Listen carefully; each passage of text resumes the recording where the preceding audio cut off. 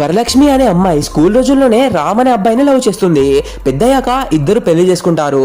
రామ్ ఒక గైనకాలజిస్ట్, కానీ వాడు బయటికి మంచివాడిగా నటిస్తూ లోపల చాలా కరప్టెడ్ అండ్ క్యారెక్టర్ లేనివాడు.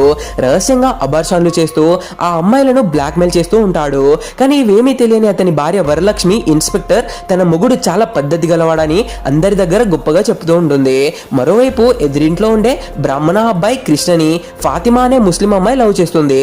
ఫాతిమాకి భరతనాట్యం నేర్చుకోవాలని ఆశ ఉన్న మతం కారణంతో దాన్ని రిజెక్ట్ చేస్తారు. వీళ్ళ లవ్ మ్యాటర్ ఇంట్లో తెలిసాక రెండు కుటుంబాల వాళ్ళు అస్సలు ఒప్పుకోరు. దాంతో ఇద్దరు ఇల్లు వదిలి బయటకు వచ్చి పెళ్లి చేసుకుని హ్యాపీగా బతుకుతూ ఉంటారు. ఫాతిమా ప్రెగ్నెంట్ అయ్యాక చెకప్ కోసం ఆసుపత్రికి వెళ్తుంది. అక్కడ ఉన్న డాక్టర్ రామ్ గతంలో తను డ్రైవ్ చేస్తూ ఫాతిమాని ఢీకొట్టినప్పుడు ఆమె తనని కొట్టిన విషయాన్ని గుర్తుపెట్టుకుంటాడు.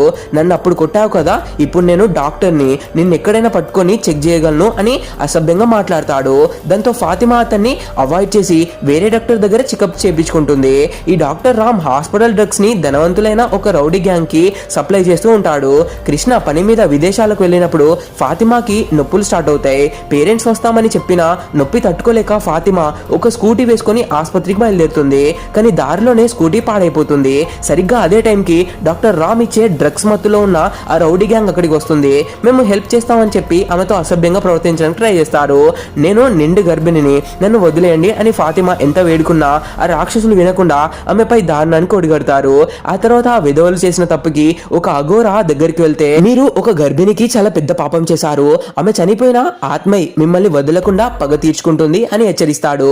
ఇటుపక్క ఫాతిమా నరకయాతన అనుభవిస్తూనే ఒక బిడ్డకి జన్మనిస్తుంది.